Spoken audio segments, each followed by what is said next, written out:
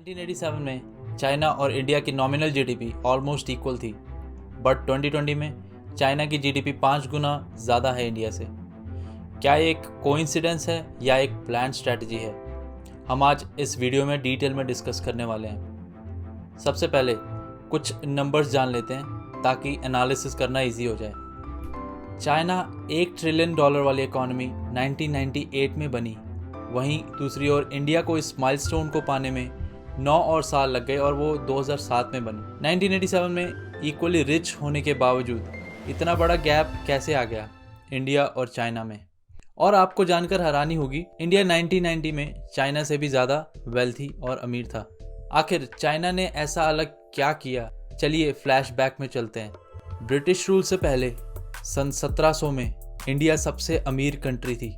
Are Indian economy constituted 24.4% of world's income, मतलब सारी दुनिया में जितनी भी वेल्थ थी उस जमाने में, उसमें से 24.5% हमारे देश के पास थी। इवन की India brightest jewel of the earth के नाम से भी जाना जाता था। और ब्रिटिशर्स के जाने के बाद इंडिया का वर्ल्ड इकोनॉमिक शेयर घट के 3.8% पर आ गया। तो चलिए अब बात करते हैं 1947 से लेकर 1991 के इंडियन इकोनॉमिक क्राइसिस तक। ब्रिटिशर्स ने इंडिपेंडेंस के बाद हमारे देश पर ऐसा असर किया कि अब इंडियन लीडर्स नहीं चाहते थे कि कोई भी फॉरेन कंपनी इंडिया के साथ ट्रेड करे, क्योंकि उन्हें डर था कि कहीं हिस्ट्री दोबारा रिपीट ना हो जाए और कहीं एक और ईस्ट इंडिया कंपनी जैसी कोई कंपनी ना बन जाए। उस पर्टिकुलर टाइम पीरियड में इकोनॉमिक पॉलिसीज में बहुत से रेडिकल चेंजेस किए गए, जैसे इंपोर्ट सब्स्टिट्यूशन इंडस्ट्रियलाइजेशन, जिससे फॉरेन ट्रेड को रोका जा सके और सारे प्रोडक्ट्स इंडिया में ही बन सकें। स्टेट इंटरवेंशन, ताकि कभी भी मार्केट में कोई भी मिस्टेक या एरर हो तो सरकार उसे राइट अवे सुधार दे। इन अ नटशेल, इंडियन इकोनॉमी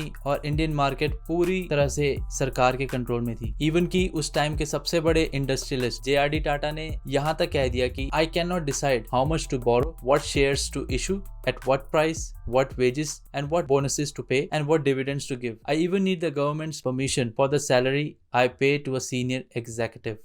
तो चलिए अब थोड़ी चाइनीज इकोनॉमी की बात की जाए। 1950 में चाइना की जीडीपी ग्रोथ थी 3.5%, जो कि इंडिया की ग्रोथ रेट जितनी थी। 1978 में China was one of the poorest nation in the world. उस टाइम में चाइना की इकोनॉमी सिर्फ 5% थी यूनाइटेड स्टेट्स के कंपैरिजन में। बट अब 1991 से चाइना ने बहुत से मेजर इकोनॉमिक रिफॉर्म्स किए इंडिया की तरह। बट अब जीडीपी ग्रोथ डबल होना शुरू हो गया इंडिया से, और सन 2006 तक चाइना की एवरेज इकोनॉमिक ग्रोथ थी अराउंड 12% और इंडिया की थी अराउंड 6%। इवन की चाइना का ग्रॉस डोमेस्टिक इन्वेस्टमेंट इंडिया से 70% ज्यादा होने लग गया। तो क्या मेजर फैक्टर्स थे ऐसे इकोनॉमिक ग्रोथ के, वो हम अब डिस्कस करेंगे।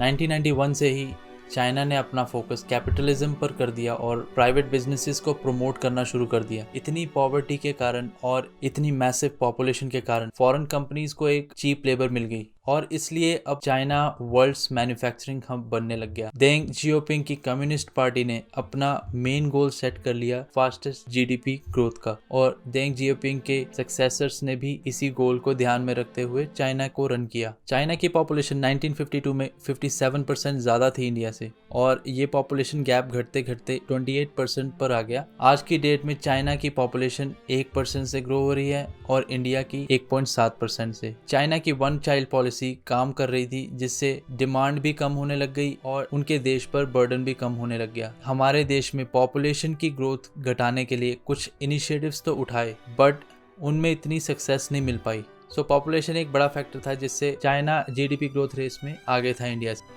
Now what are the ways by which we can beat China in GDP growth race? Firstly, agriculture में देखें तो चाइना इंडिया से सिर्फ 16% ज़्यादा है। अगर एग्रीकल्चर में प्रोडक्टिविटी आ गई, मींस हम अगर अपनी रिसोर्सेज को एक बेटर वे में यूज़ करना शुरू कर दें, तो चाइना को बड़े आराम से पीछे कर सकते हैं। इंडिया में ओवरऑल इन्वेस्टमेंट है 28% ऑफ नॉमिनल जीडीपी। इस परसेंटेज को 28% से 36% तक लाना पड़ेगा अगर इंडिया को इस गोल को अचीव करना है। जब भी हम कुछ मैन्युफैक्चर करते हैं तो हमें कैपिटल चाहिए होती है मशीनरी और इक्विपमेंट परचेज करने के लिए। एक होती है कैपिटल आउटपुट रेशियो, जो मेजर करती है किसी चीज को प्रोड्यूस करने की उसकी प्रोडक्टिविटी को। इंडिया की प्रोडक्टिविटी अभी 4.8 है, चाइना को पीछे करने के लिए ओवरऑल प्रोडक्टिविटी को 4.8 से 3.5 तक लाना पड़ेगा। जितनी कैपिटल आउटपुट रेशियो कम होगी उतनी प्रोडक्टिविटी अच्छी है। हमारी सेंट्रल गवर्नमेंट जितना भी टैक्स रेवेन्यू कलेक्ट करती है उसमें से वो सिर्फ 36% स्टेट गवर्नमेंट्स को देती है। वहीं दूसरी ओर चाइना की central government 51% of tax revenue provinces यानी स्टेट्स को देती है। तो अगर ज्यादा विकास करना है तो इंडिया को स्टेट्स को ज्यादा रेवेन्यू एलोकेट करना पड़ेगा।